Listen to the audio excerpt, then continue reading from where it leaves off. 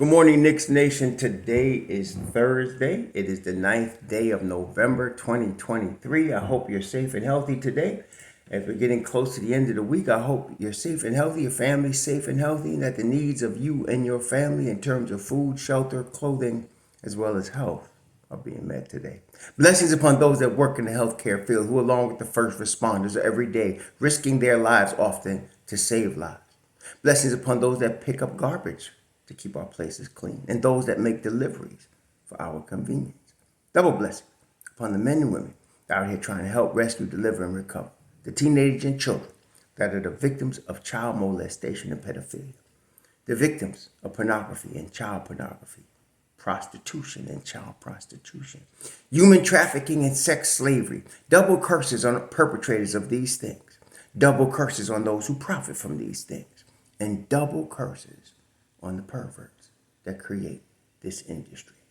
Finally, blessings upon the homeless. Nearly 600,000 men, women, and children homeless in the United States and millions around the world in similar or worse conditions. Blessings upon them, for theirs is the kingdom. There was a basketball game last night at Madison Square Garden.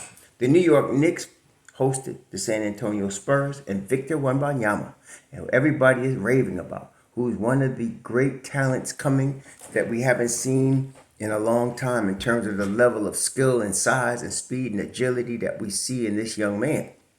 And so he was in his first foray in Madison Square Garden last night, and he really was getting his welcome to the NBA moment. I mean, it's going to happen to everybody. You're welcome to the league moment. Okay, no matter how good you are, no matter where you come from, you're going to get a welcome to the league moment. And last night, it was administered by one Mitchell Robinson. Mitchell Robinson administered the Victor Wembanyama welcome to the league moment. Okay, when he came to the Madison Square Garden to play the Knicks. You know, it was, like I said, it was about 5 years ago now that the Knicks drafted Mitchrob. And Mitchrob was a young, gangly, athletic, underweight five with a lot of potential, a lot of promise, shot blocking ability, rebounding ability. I remember there was a time when people telling me that Mitchell Robinson couldn't rebound. And I was telling you then, you don't know what you're talking about. See, I was telling you then, okay? Then there were people say he's in foul trouble too much. Short-sighted. You know, some of y'all need to look longer than just what you're seeing right now and understand there's a thing called development. Anyway, Mitchell Robinson has developed. And he has developed into one of the top defensive fives in the league. And last night, Victor Wembanyama got his introduction to the league from Mitchrob. So, the Knicks won the game, 126-105. Let me just get this out the way. Julius Randle. Julius is back, as I told y'all he would be. Some of y'all, again, you listen to the crap that comes out about the Knicks on media. You need something to talk about, and you bring up BS. What my doctor calls male bovine excrement. Anyway, so Juju, 23 points, 16 boards, 5 assists, 2 turnovers, 4 boards on the offensive end. Our boy Ju is back. And I told you he would be. But what bothered me, what reminded me, before I talk about Mitchrob's domination, which Mitchrob was the MVP as usual. What I like about what Randall's what I said, but what I didn't like.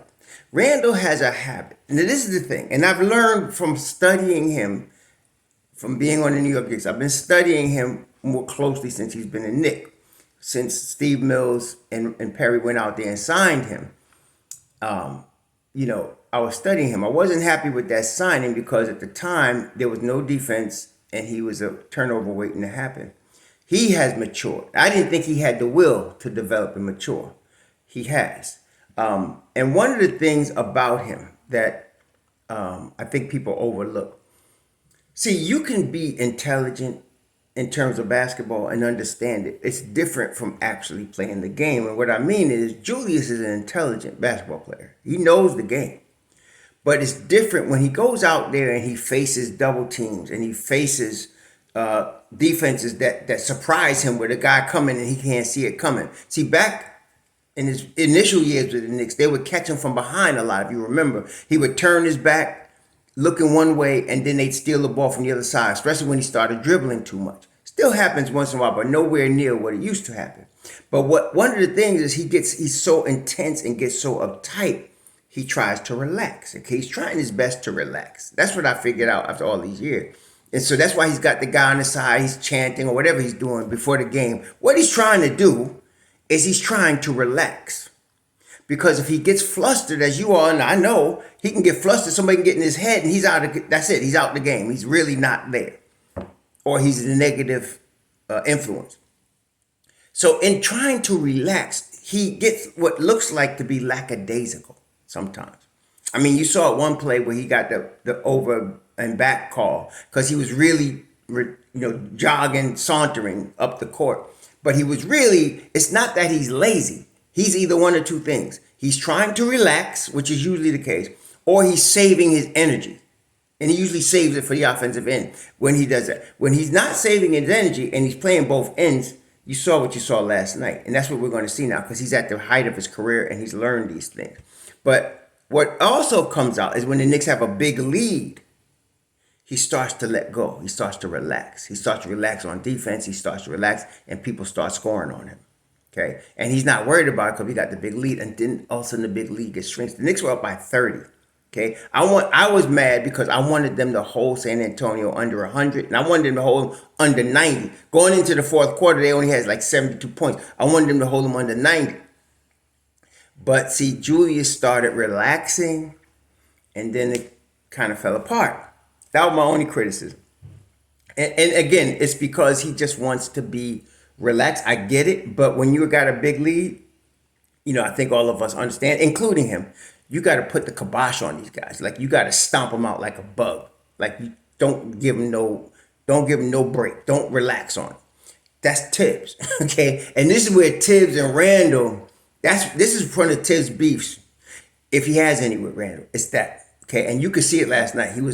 Even though he was up, he was mad because he's seeing what was going on. I saw it, and I now understand a little bit more about our problem child. See, everybody, if you have enough children, I got 4 children, 2 grandchildren, you'll learn. You're going to have one problem child. Okay? And you learn how to deal with that child. You learn how to deal with all your children. They're not all the same. I mean, you love them, but they're different personalities. You got to deal with them differently. Well, Drew is our problem child. So we understand, we have an understanding. It was frustrating me watching it last night because I was like, Dad, I want you to hold him under 100. I want you to hold him under 90.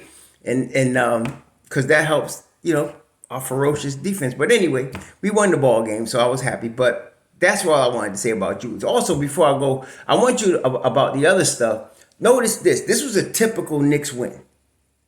And we talked before the season about Quentin Grimes getting more offensive opportunities. One of the reasons it's difficult to do, okay, is you look at the shot distribution last night and you'll understand. For example, of the starters, Randall got 19 shots. Brunson got 19 shots. Barrett got 17 shots. See? And then regarding the bench, Quickly got 17 shots. And that's how it's going to go. That's how the Knicks work. See, there's ways in which we all feel like, they can improve or, they can help because Grimes is, to me, it's like Mitchrob a few years ago. I wish I could go back and show you some of the quotes when I was telling y'all Mitchrob is a championship piece. Mitchrob could be a defensive player. Some of the quotes in the last, oh, no, he'll never be that. He fouls too much or he's too injury prone, blah, blah, blah. And now look at him, okay? I'm telling you the same thing about Quentin Grimes, okay? He's going to be that dude, okay? I'm telling you. But he got 5 shots last night, see? So, and it's because of how the offense is structured. Now, with RJ taking the leap that he's taken, you can't argue on his 17 shots, right? But then that's less shots that Grimes is going to get. It's just the way it is, okay? So I'm seeing this operate. But what we saw last night was a typical Knicks win in the sense that you got what they get. The Knicks had a total of 3 turnovers for the night. The Knicks rebounded the ball. They had 47 rebounds, 13 on the offensive end, 28 assists. This is New York Knicks. This is Knicks basketball. The only thing that they could improve on, if you want to say it, they shot 68% from the foul line. So they could, obviously, you want to get, as a league average of like 72, 74. You want to get in that range. And I think they will. In fact, they will. It's just a matter of time. But that's Knicks basketball. Okay. Out rebound, overwhelming defense, low turnovers. That's Knicks basketball. And so with that style, that's Tom, I told y'all, the continuity, and with now you got a Tibbs team. You got a whole Tibbs team now. Now once they removed Evan Fournier from the lineup, you got a Tibbs squad. Okay, everybody here is Tibbs imprint right here. And so this is what you can expect. So I guess what I'm saying is, as much as I wanted Grimes to get more involved because of his potential, you're going to see this all year. Because he and when he's playing like this, so last night was 3 of 5, 60%. That's 60% from the field. He shot 50% from 3. That's what you're going to get from him. And of course, tight, tremendous, all NBA level defense on the perimeter. That's what you're going to get from Quentin Grimes. And so that's what they need from him right now. Okay? Because you got RJ, who's really a workhorse, right? RJ's a 72 game player. Brunson's a 72 game player. And of course, Randall's a 75 game player. And they're going to take 19 shots, 17 shots. And then coming off the bench, quickly he's going to take 17 shots. You want them to do that. Okay? That's what they're going to be doing. So you're going to kind of see this all year. I'm noticing it. They fell into it because that's what they're used to doing. But they're doing it at a higher level. This is another thing driving me crazy. Because the Knicks have been so dysfunctional for 20 years, right? People still think if you have the same starting five, you're going to get the same result. Not understanding that the starting five is young and they're going to get better every year. So even though it's the same 5 guys, it's not the same play. Okay? So, for example, you have RJ Barrett, who just took his 5th year leap at age 23. Okay? That changes everything. It's almost like having another player. Okay? It's not the same RJ. Okay, or Mitchell Robinson, who now is matured into the player he was going to become. That's not the same Mitchell Robinson as 2 years ago. All right, you had Reggie Bullock at the 2 guard. Okay, 2 years ago. Now you got a Quentin Grimes who can come off the dribble, who can rebound the basketball as well as shoot the basketball as well as defend. Okay, different team. Now, even with Quentin Grimes, you had him in his 2nd season in the league. And now his 3rd season. He's going to be taking leaps for the next 2 seasons. That's what you're going to do. You're going to see a better Quentin Grimes next year this time. You're going to see even better one the year after that.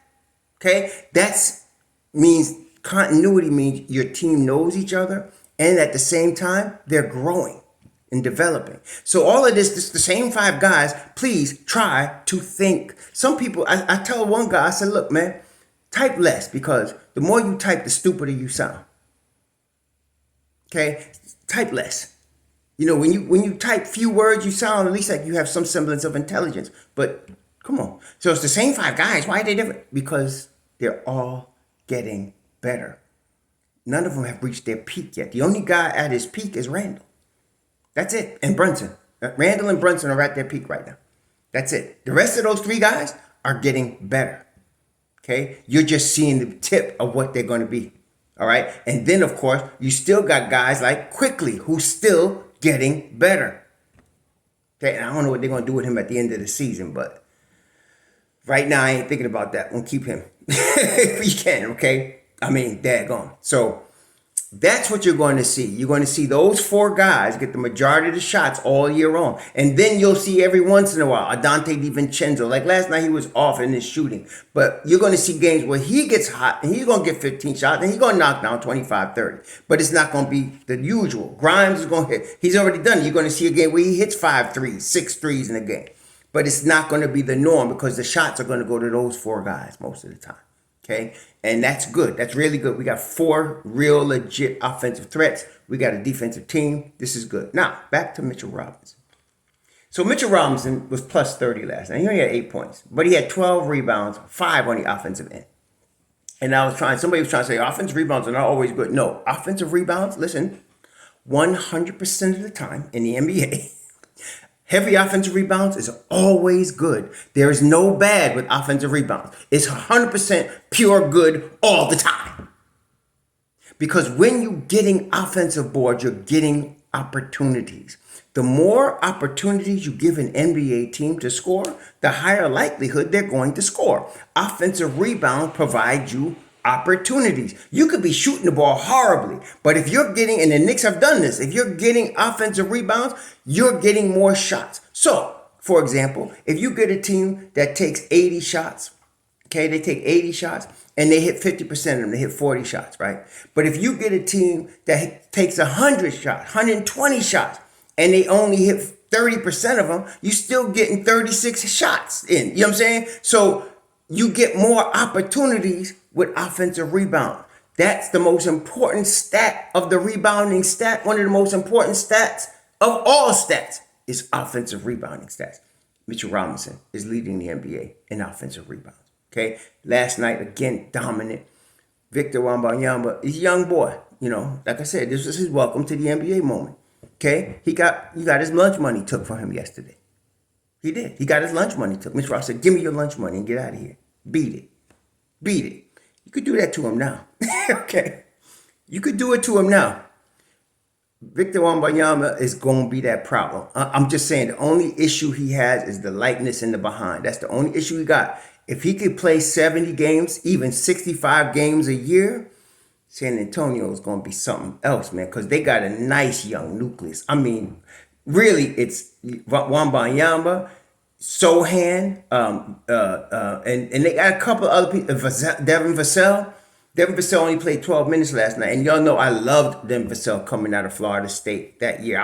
He was my number one pick. I wanted him. But they just signed him to $146 million. He's that dude also. So you got Devin Vassell, Victor Wembanyama, and Sohan. Not only are they really young, they're really good defensively, all of them. Vassell's been hurt, but that's your nucleus. That's your nucleus. Don't give Greg Popovich a nucleus like that. Oh, my God. It's, like I said, we could beat up on them right now. This is the time. Let's beat up on them now because there's going to come a time when they're going to be just like Tim Duncan and them. They're going to be just like that. Okay? So, yeah, there's that. But the Knicks did what they were supposed to do last night to a young team up and coming. They did it. And so now they get today, tomorrow, and Saturday off. There's a matinee game. I hate matinee games. The Knicks do not usually do good on matinee games, especially Sunday matinee games. But this is a different Knicks team. This is a playoff team. The Knicks team, and I've been telling y'all, it's a 50-win playoff team. Okay, that's what you're dealing with the New York Knicks. Okay, so when you're thinking about the Knicks, that's what you need to understand. Forget the media and all that crap. This is a 50-win plus playoff team. And so you expect the playoff team to handle a team like San Antonio like this, and they did. You're not going to see a lot of games where the Knicks don't manhandle lesser teams this year. You're going to see some games because, like I said, this is the league. So in the league, on any given night, any team could beat any team. Detroit almost beat Milwaukee last night, but they were so young and inexperienced, they gave them back the game in the last 2 minutes of the game. But you're going to see teams beat teams. It just happens. It's the league. But for a team like the Knicks, with the continuity that they have, with the coaching that they have, with the development of their own players that they have, you're going to see them win more than lose against teams like this that are inexperienced, that are not playoff level teams. So let's continue to enjoy this. Like I said, we need about 20 games for them to mesh, but they're going to win 50. They're going to be top. They're going to be top 6 for sure in the East, but they could be as high as top 4 in my opinion. And they're going to be a problem when it comes to the playoff, especially if they stay healthy. So enjoy, y'all. This is good, man. This is very good. So, yeah, Victor Wembanyama got his welcome to the NBA. 4 of 14 last night. He got 9 boards, 4 on the offensive end, 2 assists, but most of that came at garbage time for most of the game. Poor kid was getting his welcome to the NBA lesson. He is a tremendous talent. I ain't going to lie, but for most of the game. And did you see Sohan's defense last night? Oh, my gosh, man. He's another guy we liked coming out. And I had to be convinced about him. Somebody else told me about him, and I wasn't convinced. And then I looked and studied his Baylor tapes, and I was like, oh, yeah, I understand now. Because I'm into defensive dudes. Sohan is defense. Devin Vassell coming out of Leonard Hamilton's program is defense. And Devin Vassell, not only that, can shoot the ball. Yeah, it's all that, y'all. So, anyway, we got a win like we're supposed to get.